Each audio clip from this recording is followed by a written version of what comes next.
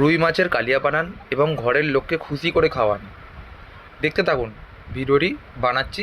তো কিভাবে কি দরকার পড়বে, প্রথমেই নিয়ে নিলাম পেঁয়াজ এবং টমেটো। তো টমেটোটাকে ভালোভাবে কেটে নেব। কেটে নেওয়ার পর পেঁয়াজগুলোকেও কেটে নেব। পেঁয়াজগুলোকে যতটা পারবেন কুচো কুচি করে কেটে নেবেন। যতটা কেটে নেবেন তত আপনার সুবিধা হবে রান্না করতে। তো পেঁয়াজগুলো কাটা হয়ে গেলে এরপর আমি কড়া বসিয়ে দেব। কড়াতে আমি তেল নিয়ে নেব। তেলটা একটু গরম হলে মাছগুলোকে আস্তে আস্তে ছেড়ে দেবো গরম তেলের ওপরে।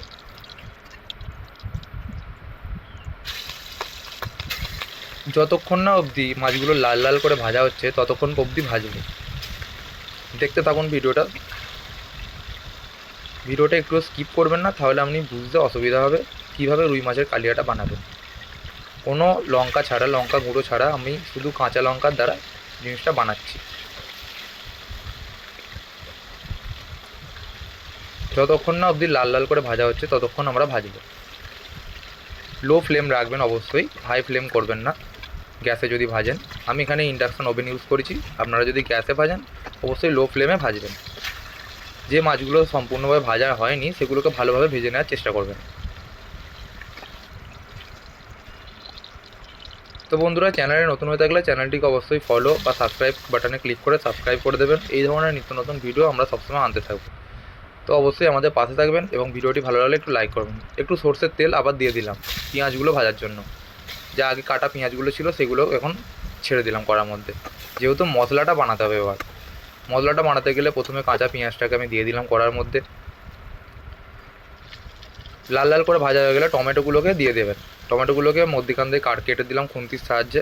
আপনারা চাকু দিয়েও পারলে কেটে নিতে পারেন।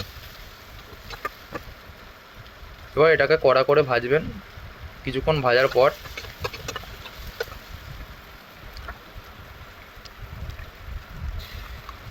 আদা রসুন এবং পেঁয়াজ বাটার যে পেস্টটা ছিল এবং কাঁচা লঙ্কা দিয়ে যে পেস্টটা আমি বানিয়ে রেখেছিলাম আগে থেকেই, তো সেই পেস্টটা আমি দিয়ে দিলাম।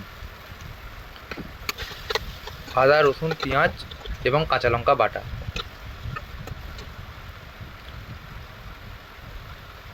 এবার স্বাদ মতো লবণ দেব এবং কাঁচা মরিচ মানে অর্থাৎ কাঁচা লঙ্কা কুচো কুচি করে রাখা, তো সেইটা দিয়ে আমি বানাবো। কোনো রকম লঙ্কা গুঁড়ো ইউজ করব না।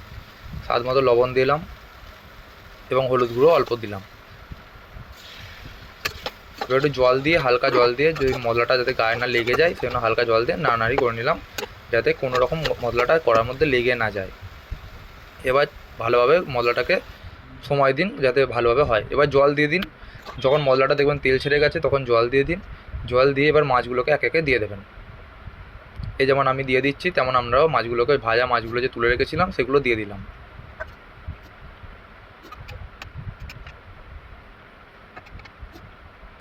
এবার এটা কি মিনিট 5-7 আপনাকে ঢাকা দিয়ে, ভালোভাবে ঢাকা দিয়ে মিনিট 5 থেকে 7 মিনিট ভালোভাবে সেদ্ধ করতে হবে, অর্থাৎ ফোটাতে হবে।